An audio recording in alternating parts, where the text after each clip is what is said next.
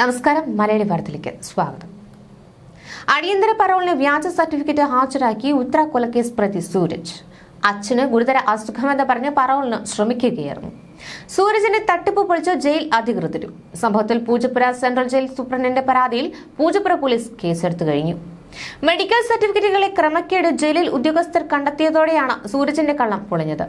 ഭാര്യയെ പാമ്പിനെ കൊണ്ട് കടിപ്പിച്ചു കൊലപ്പെടുത്തിയ കേസിൽ ഭർത്താവ് സൂരജിന് ജീവപര്യന്തം കഠിന തടവാണ് കോടതി വിധിച്ചത്. 2021 ഒക്ടോബർ 13 കോടതി 17 വർഷവും തടവും ശേഷം കഠിന തടവും വിധിച്ചത്. പൂജപ്പുര സെൻട്രൽ ജയിലിലാണ് സൂരജ് ശിക്ഷ അനുഭവിക്കുന്നത്. പരോളിന് സൂരജ് അപേക്ഷ നൽകിയെങ്കിലും തള്ളിയിരുന്നു.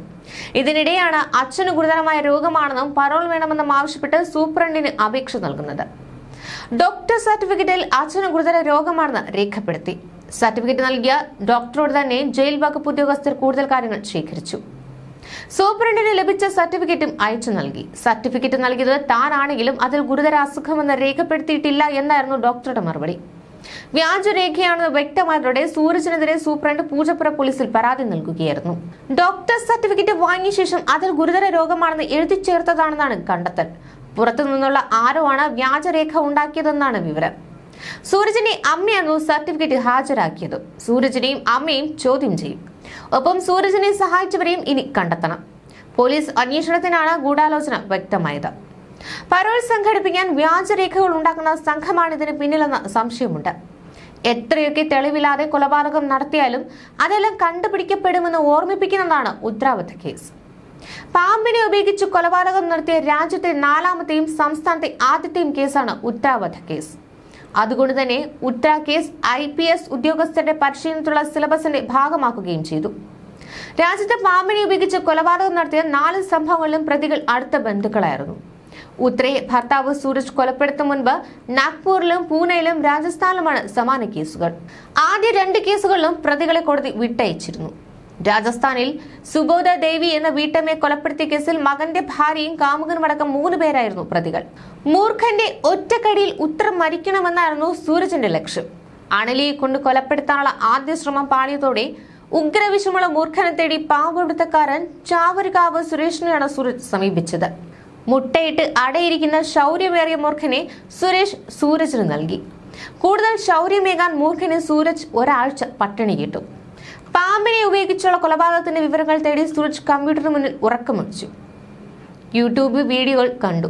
പാമ്പുകളെ കുറിച്ചുള്ള ഒരു സൈറ്റിൽ നിന്നാണ് സുരേഷിന്റെ ഫോൺ നമ്പർ സൂരജിന് കിട്ടിയത്.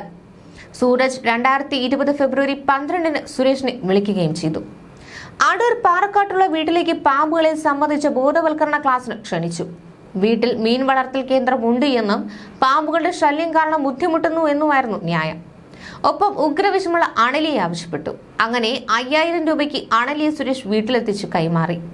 പാമ്പിന്റെ രീതികൾ മനസ്സിലാക്കിയ സൂരജ് ഫെബ്രുവരി 29 ആദ്യ ശ്രമം നടത്തി.